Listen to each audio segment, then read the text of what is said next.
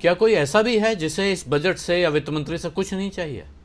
अब से 10 दिन पहले अगर यह सवाल पूछा जाता तो इसका जवाब देना बहुत आसान था। भारत का शेयर बाजार हाइड्रोजन गैस के गुब्बारे की तरह मार्च से वो लगातार ऊपर की तरफ भाग रहा था, तमाम आशंकाओं और चेतावनियों के बावजूद।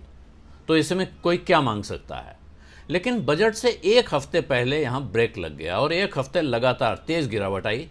शायद बाजार के लोगों को ऐसा लगा कि कहीं वित्त मंत्री को यह गलतफहमी न हो जाए कि इन लोगों से और टैक्स लिया जा सकता है, इसीलिए याचक मुद्रा में आ जाना ही बेहतर है।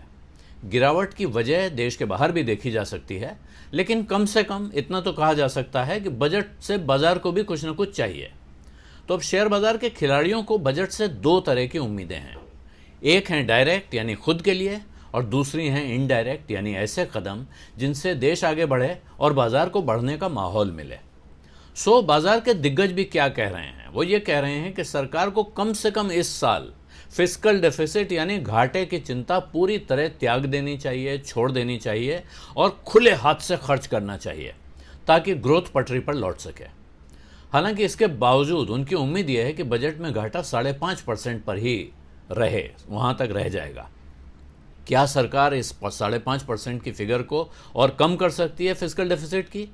या अगर वो इससे बढ़ाती है तो कितना बढ़ाती है और जो खर्चा बढ़ेगा वो किन चीज़ों पर होगा? इस पर बाजार की बारीक नज़र रहेगी और इसी से तय होगा कि बजट के बाद बाजार ऊपर जाएगा कि नीचे आएगा। और बाजार के जानकारों की राय यह है कि सरकार को फालतू खर्च कम करके समाज के बड़े हिस्से को सीधा फायदा पहुंचाने पर जोर देना चाहिए। मनरेगा पर खर्च बढ़ाना ज़रूरी है और साथ ही शहरी गरीबों के लिए, शहरी बेरोजगारों के लिए भी ऐसी ही कोई स्कीम लाई जाए, डायरेक्ट ट्रांसफ़र किया जाए, उससे काफ़ी फ़र्क पड़ेगा।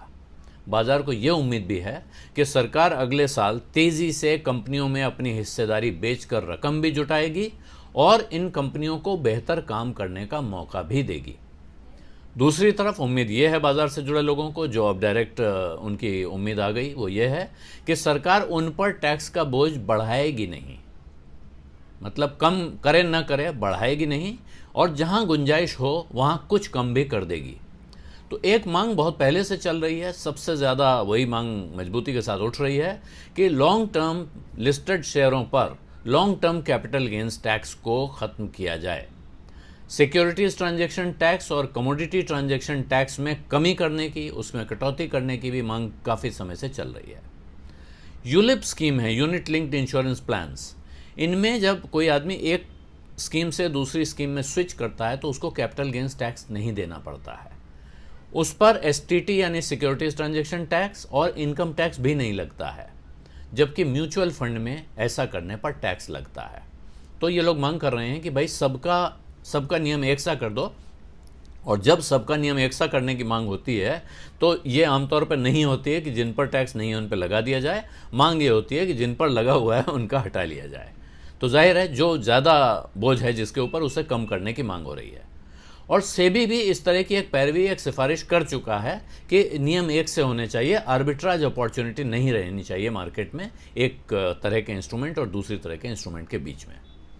और म्यूचुअल फंड्स की एसोसिएशन एक प्रस्ताव दे चुकी है कि वो एक ऐसा पेंशन प्लान लाना चाहती है जिस पर सरकार एग्जेम्पशन दे दे, तो वो पेंशन प्लान चल जाएगा। म्यूचुअल फंड्स के ज़रिए वो पेंशन प्लान आएगा जो रिटायरमेंट स्कीम्स आती हैं। और इसमें आज की तारीख में जब बहुत से लोग पेंशन के भरोसे नहीं होते हैं, अगर उनको इस तरह की स्कीम मिलेगी तो इससे आम आदमी को भी फ़ायदा होगा और म्यूचुअल फंड इंडस्ट्री को अपना फ़ायदा होगा, इसमें तो कोई शक नहीं है। अब रहे शेयर ब्रोकर जो आपका लेन देन का काम करते हैं, उनकी एसोसिएशन ने एक मांग की है कि साहब ब्रोकिंग कारोबार पर जो जीएसटी का रेट लगता है इसको कम किया जाए, इसमें सुधार किया जाए, स्ट्रीमलाइन किया जाए। इसी तरह एक मांग उनकी और है, बाजार से जो पैसा कमाता है आदमी, उसकी कई तरह की कैटेगरी बनी हुई हैं, तो वो कैटेगरीज अलग अलग ख़त्म करके उनको कम कैटेगरीज में बांटा जाए ताकि टैक्स देना, हिसाब रखना उसका आसान हो जाए। अब जो टैक्स की राहत मांग रहे हैं बाजार के लोग, इस मोर्चे पर कुछ होगा इसकी उम्मीद तो बहुत कम है।